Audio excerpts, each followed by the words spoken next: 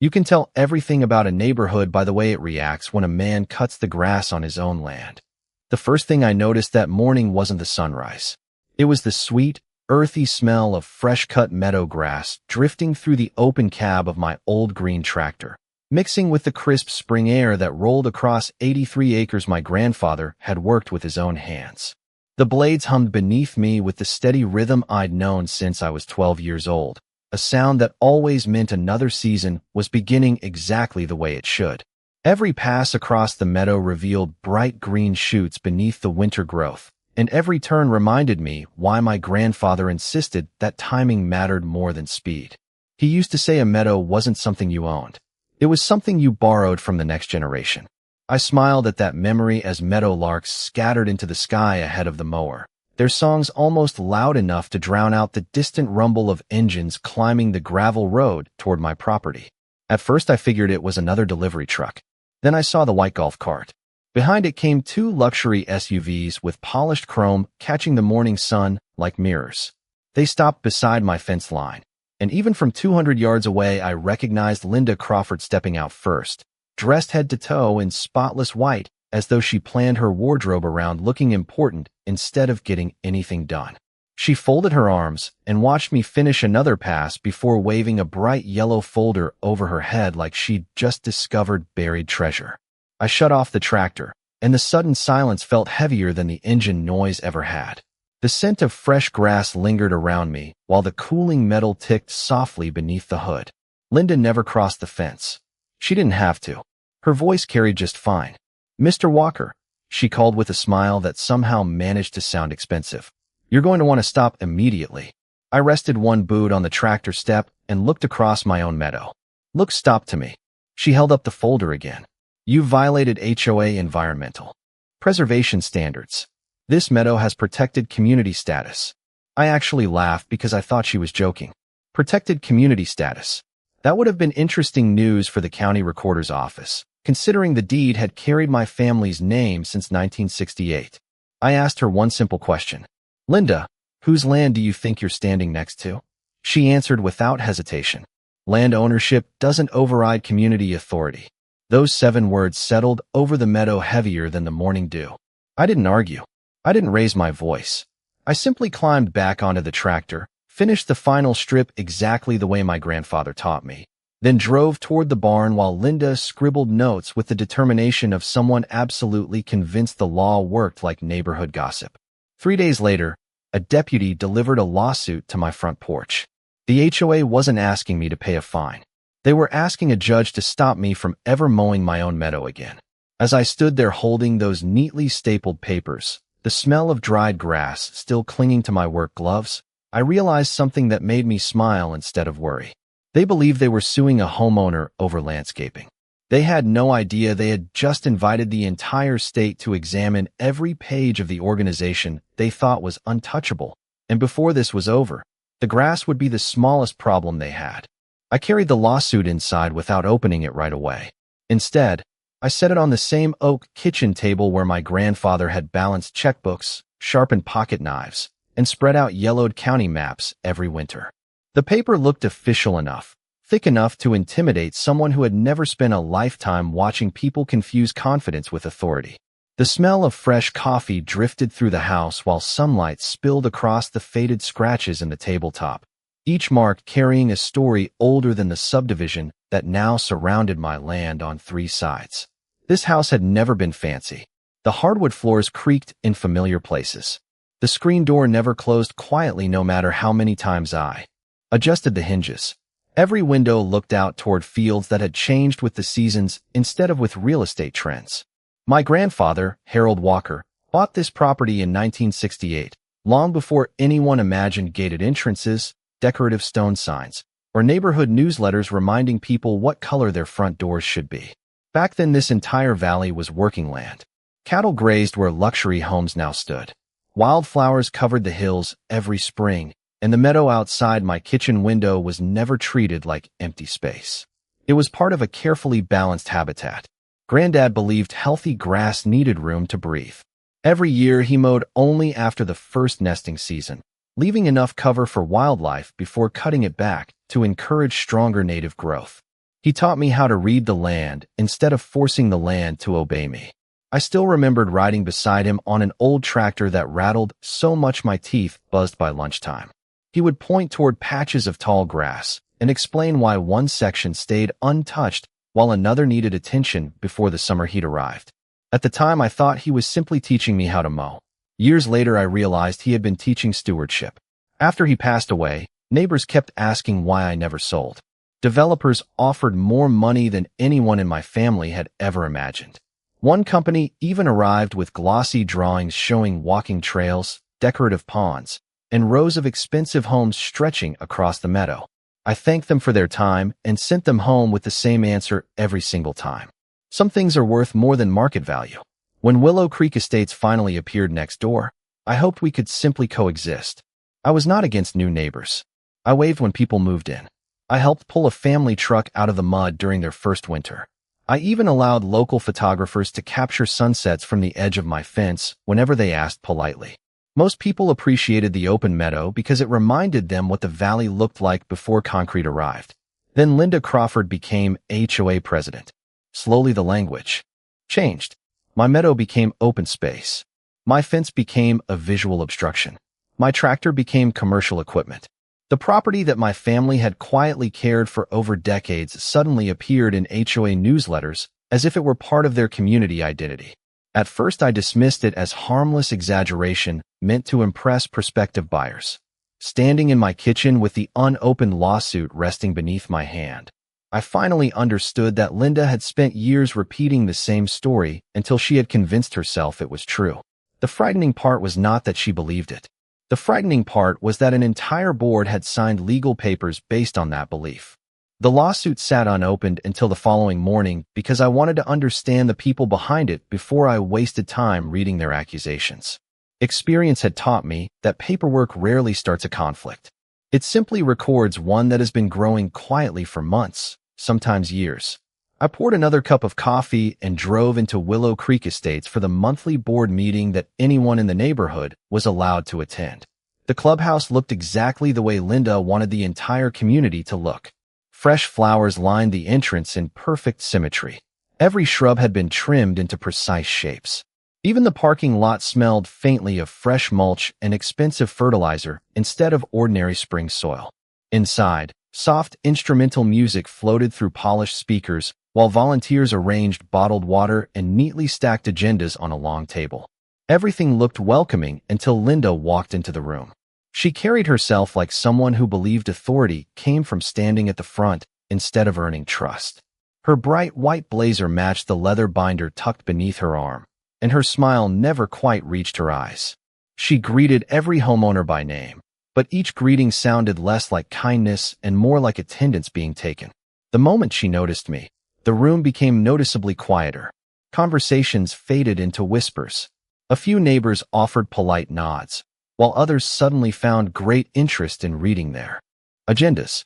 Linda welcomed everyone with the same polished voice she always used during public meetings. She spoke about property values, neighborhood image, and preserving the character of the community. Then she projected an aerial photograph onto the large screen behind her. My meadow filled the wall from corner to corner. Without asking permission, she had circled it with bright green lines labeled Community Nature Preserve. I stared at the screen for several seconds before raising my hand. She acknowledged me with a carefully measured smile. I asked the simplest question I could think of. Why is my property labeled as community land? She answered without the slightest hesitation. Because it serves the visual benefit of every homeowner. I nodded once. Visual benefit does not change ownership. A few people shifted uncomfortably in their chairs. Linda continued as though she had not heard me. She described walking paths, educational signs, bird watching stations, and seasonal events that she claimed would strengthen neighborhood identity. Every idea sounded pleasant until I remembered that none of it belonged to the people applauding. One board member, a retired accountant named Richard Hale, quietly cleared his throat and asked whether the association had obtained written permission from the property owner before including those plans in official presentations. Linda's smile tightened for the first time that evening. She answered that community interests sometimes required proactive leadership. That sentence stayed with me long after the meeting ended. Outside, The cool evening breeze carried the scent of blooming clover from my meadow across the road. I watched several families stop near the fence to admire the open field, while children pointed toward rabbits disappearing into the tall grass. None of them were causing trouble. None of them believed they owned what they were enjoying. They simply appreciated it. Linda stepped outside a few moments later and stopped beside me.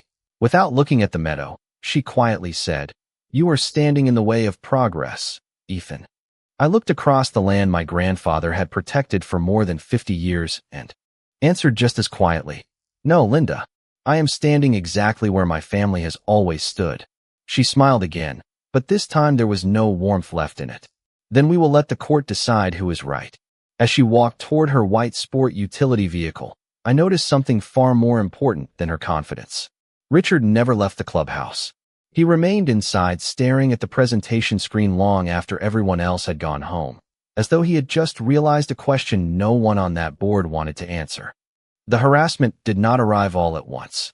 It came in neat envelopes with official letterheads, certified mail stickers, and language polished enough to sound reasonable until you actually read it. Every few days another document landed in my mailbox. One claimed my tractor qualified as unauthorized commercial machinery because it remained visible from neighboring lots. Another accused me of damaging protected habitat by maintaining native grass according to an agricultural schedule instead of what they called community environmental standards. The strange part was that none of those standards appeared anywhere in the copy of the HOA covenants I had downloaded from the county records years earlier. Still, Linda acted as though repeating a rule often enough could make it legally exist. The first hearing was scheduled for the following month, and until then the association requested a temporary order preventing any additional mowing. I could have ignored the request, but my attorney advised patience. His office overlooked the county courthouse, where the smell of old books and polished wood seemed permanently trapped inside the walls.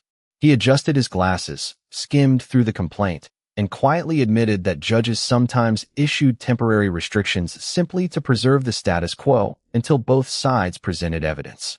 Winning later did not always prevent inconvenience now. That afternoon, the meadow remained untouched for the first time in years during the proper maintenance window. Warm spring rain arrived exactly on schedule. Within days, the grass climbed past my boots. Wildflowers spread across the field, beautiful in some places but dangerously dense in others where invasive weeds had begun pushing out native species. I knew exactly what was happening because I had spent most of my career advising landowners how to prevent it. Watching it unfold while being legally discouraged from acting felt like standing beside a leaking roof while someone argued about who owned the ladder. Linda, however, saw opportunity instead of warning. She organized what she proudly called an environmental appreciation walk. Homeowners gathered along my fence line, carrying coffee cups and cameras, while she pointed toward the overgrown meadow as proof that nature flourished when people stayed out of its way. She spoke confidently about restoring untouched ecosystems, although I noticed she never once mentioned controlled maintenance cycles, invasive species management, or prescribed stewardship. Several neighbors applauded. Others simply listened without saying much. Then I overheard something that caught my attention. A young couple asked Linda whether the association actually owned the meadow because their real estate brochure had highlighted permanent community green space behind their home. Linda answered without hesitation. "It has always been protected for the benefit of the neighborhood." Always. That single word echoed in my mind long after the gathering ended. Back at home, I opened an old cedar chest that still carried the faint scent of linseed oil and weathered leather. Inside rested my grandfather's journals, stacked carefully beside folded survey maps and handwritten maintenance records dating back decades. Every season had been documented. Rainfall totals, bird nesting dates, mowing schedules, soil conditions, even sketches showing where wildflowers naturally returned each spring. He had treated the meadow like a living calendar instead of empty land. As I turned another brittle page, a folded newspaper advertisement slipped onto the floor. It was an early marketing brochure for Willow Creek Estates that someone had saved years ago. Across the center was an aerial illustration of the future subdivision. My meadow appeared in bright green beside dozens of new homes. Printed directly across it were 5 words that instantly made my pulse slow instead of race. Future community nature preserve. There was only one problem. The subdivision had not even existed when that brochure was printed, yet somehow they had already advertised land they had never owned. For the first time since this whole mess began, I felt like I finally held something that mattered. That faded brochure did not prove fraud by itself, but it proved intent, and intent has a way of making ordinary paperwork far more interesting. I slid it into a protective folder beside my grandfather's journals and drove back to my attorney's office the next morning. Rain tapped steadily against the windshield while low clouds settled over the valley, leaving the meadow wrapped in a gray mist that smelled of wet earth and clover. Even through the weather, I could see the grass growing unevenly, exactly the problem Granddad had always warned about when maintenance was delayed. My attorney studied the brochure in silence, then leaned back in his chair. He did not celebrate. He did not promise victory. Instead, he quietly asked one question. "Do you know who approved this marketing material?" I admitted I did not. He nodded slowly. "Then this is only the beginning." Those words stayed with me for the rest of the day. We filed our formal response to the lawsuit, denying every allegation while requesting copies of every document the association intended to use in court. Meanwhile, life outside the courthouse kept moving. The meadow continued changing with every sunrise. Goldfinches darted between patches of tall grass while the breeze carried waves across the field like water rolling over a quiet lake. It looked beautiful to anyone passing by. I could also see invasive fescue spreading farther each week. Beauty and neglect often look surprisingly similar until you understand what you are seeing. Linda, of course, saw only an opportunity for another performance. She posted photographs across the neighborhood message board praising the untouched landscape as proof that the association had protected an important natural resource from reckless maintenance. The comments underneath split almost evenly. Some homeowners congratulated her leadership. Others politely asked why a privately owned meadow had become an HOA project in the first place. Those questions disappeared within hours. Every one of them had been removed by the page administrator. A few days later, I stopped by the local feed store for fencing supplies, and that was where I unexpectedly ran into Richard Hale. He stood quietly near the seed display studying fertilizer labels, looking far less confident than he had during board meetings. After a few minutes, he walked over and lowered his voice. "Ethan, I cannot discuss board business," he began carefully, "but I think you should request every version of the association charter, not just the current one." Before I could ask why, he picked up his purchase, wished me a good afternoon, and walked out without another word. The automatic doors closed behind him with a soft hiss, leaving me standing there surrounded by the familiar smell of grain, leather gloves, and fresh hay. Every version of the charter. Not bylaws. Not meeting minutes. The charter itself. That distinction mattered enough for Richard to risk saying it out loud. Back home, I spread county maps, brochures, legal notices, and my grandfather's handwritten journals across the kitchen table. The paperwork covered nearly every inch of worn oak. As evening sunlight streamed through the windows, one detail suddenly connected itself to another. The brochure called the meadow a future community preserve. Linda called it protected community land. The lawsuit described it as an environmental asset under association oversight. 3 different phrases. One identical assumption. They had been repeating the same claim for years. The question was no longer whether they believed it. The question was where that claim had first appeared, because somewhere between the original charter and the lawsuit, someone had transformed a private family meadow into an imaginary HOA asset on paper, and I had a growing suspicion that the answer had never been approved at all. The county records office had the kind of silence that made every page turn sound louder than it should. Old fluorescent lights hummed overhead while the faint smell of aging paper and furniture polish filled the narrow archive room. I had visited this building dozens of times over the years for wildlife easements and conservation surveys, but this visit felt different. This time I was not looking for my family's history. I was looking for someone else's mistake. A records clerk named Melissa recognized my last name almost immediately. She smiled politely when I explained that I needed every historical filing connected to Willow Creek Estates, including the original articles of incorporation, amendments, plats, and charter submissions. She disappeared into the storage area and returned 20 minutes later pushing a gray cart stacked with thick binders and archive boxes.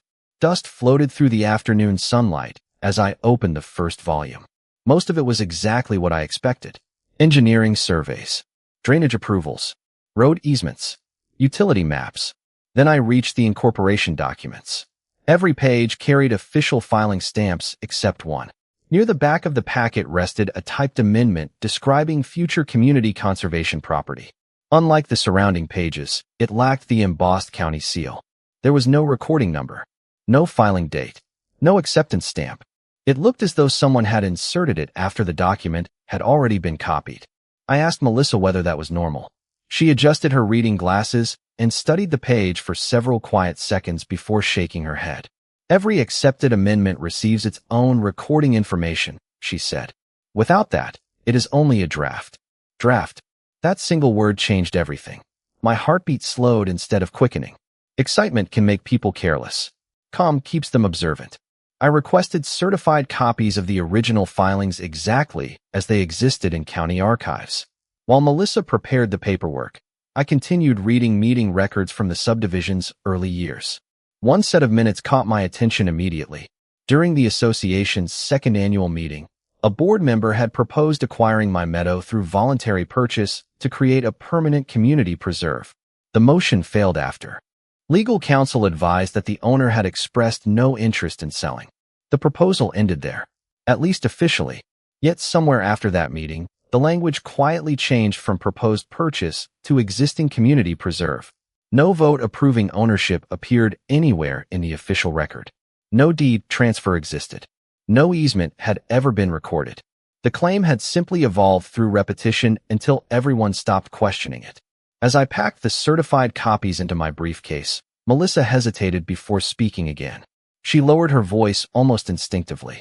"Mr. Walker, you are not the first person who has asked questions about those documents." I looked up. Who else?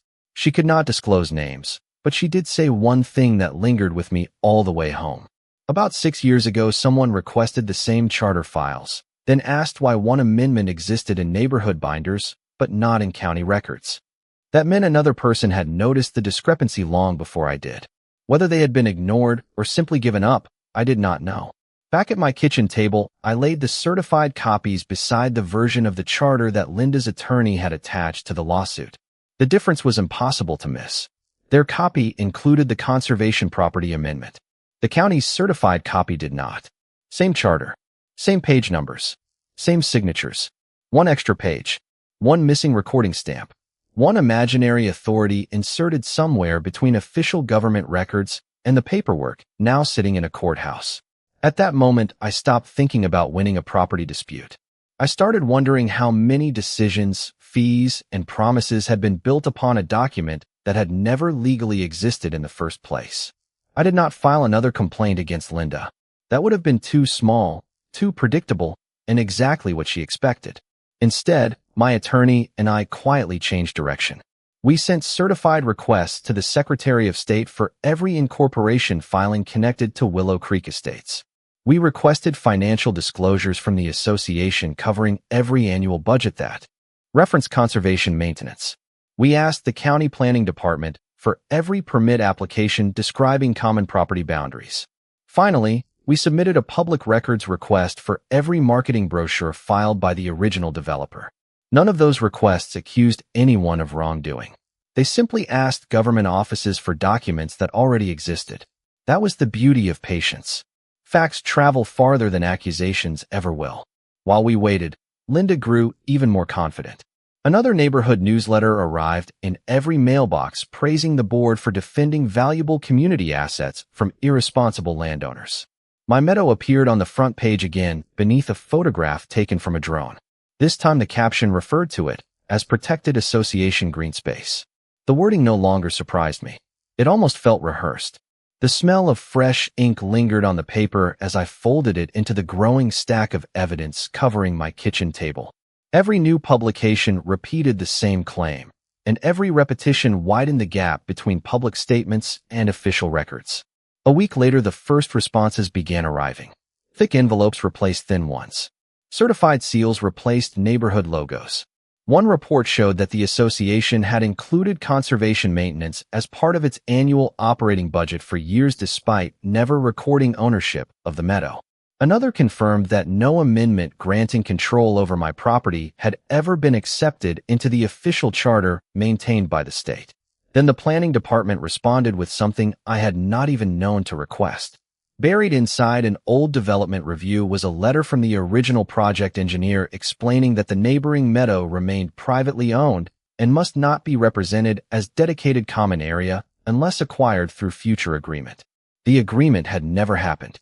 Yet the language had quietly changed anyway.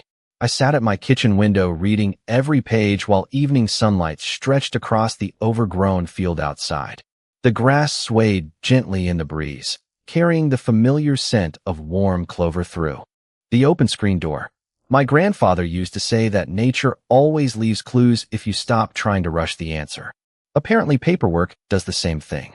My attorney looked over the growing file and smiled for the first time since this case began. "We are no longer defending your property," he said calmly. "We are documenting a pattern." That distinction mattered. Courts settle disputes. Regulators examine patterns. We organized everything by date instead of by subject. Brochures, meeting minutes, financial reports, certified charter copies, public statements, government filings. Side by side, the timeline told a story no witness could improve. The imaginary amendment appeared first. Marketing language followed. Budget references came next. Finally, the lawsuit attempted to enforce authority that had never legally existed. It was like watching dominoes arranged years apart suddenly line up into one unmistakable path. I closed the final binder just as the last light faded beyond the meadow. Somewhere across the subdivision, Linda probably believed the upcoming hearing would revolve around one man mowing one field. She still had no idea that the question waiting inside those government files was no longer whether I had violated HOA rules. It was whether the HOA had spent years operating under authority that its own legally approved charter had never granted in the first place.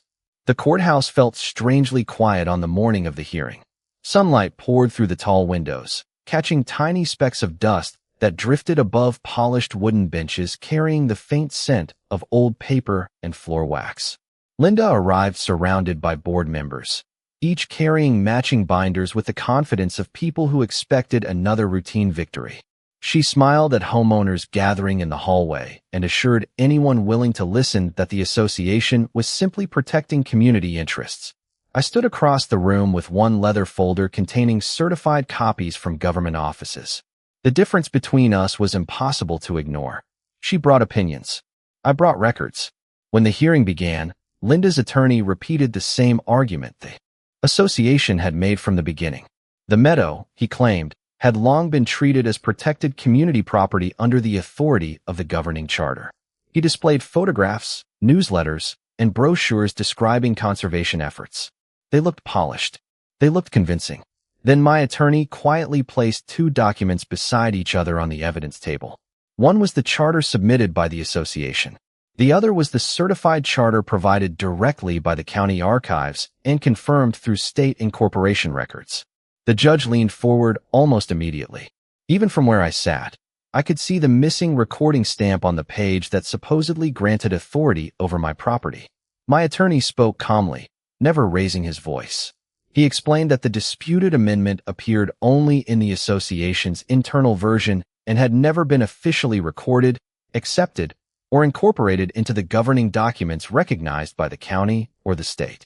He followed that with financial reports showing years of association budgets referencing conservation maintenance for land the association did not own. Then came the planning department letter confirming that my meadow had always remained private property unless voluntarily acquired through a future agreement that never occurred. The courtroom became noticeably quieter with every document added to the record. Linda's confidence began fading in small ways. She whispered repeatedly to her attorney. Board members flipped through binders searching for pages that were not there. Richard Hale stared silently at the table in front of him without making eye contact with anyone. The judge asked a simple question that seemed to freeze the entire room. Can the association provide an officially recorded document granting jurisdiction over Mr. Walker's property? Several long seconds passed before Linda's attorney admitted they could not locate such a filing. That answer changed the direction of the hearing completely. The discussion no longer centered on whether I had maintained my meadow properly. It shifted toward how the association had represented its legal authority for years. Before the hearing concluded, the judge dismissed the request to restrict my use of my own property and noted that the evidence raised questions extending well beyond the original lawsuit. Copies of the certified records were forwarded to the appropriate state agencies responsible for corporate filings and nonprofit compliance. As everyone slowly filed out of the courtroom, the hallway sounded different from when we arrived. There were no confident speeches about protecting the neighborhood. Instead, homeowners quietly compared brochures, newsletters, and meeting packets they had saved over the years. They were beginning to notice the same pattern I had uncovered at my kitchen table. The case that started with a disagreement over a meadow had opened the door to something much larger, and for the first time since this began, Linda looked less like a president defending her authority and more like someone realizing that every document she had relied upon was about to be examined one page at a time. 3 months later, I climbed back onto the same old tractor just before sunrise. The cool morning air carried the familiar scent of dew resting on tall grass, and for the first time in what felt like forever, there were no certified letters waiting in my mailbox, no golf carts parked beside my fence, and no cameras pointed toward my property searching for another imagined violation. The meadow stretched across the valley exactly as it had when my grandfather first handed me the steering wheel decades earlier. Nature had been patient through all of it. It had simply waited for people to stop arguing long enough to let it breathe again. During those months, the state completed its review of the association's records. Investigators compared official filings with the documents used internally by the board. Financial reports were matched against governing authority. Public representations were compared with certified county records. I never attended those meetings because I no longer needed to. The facts spoke for themselves. In the end, the findings reached far beyond my meadow.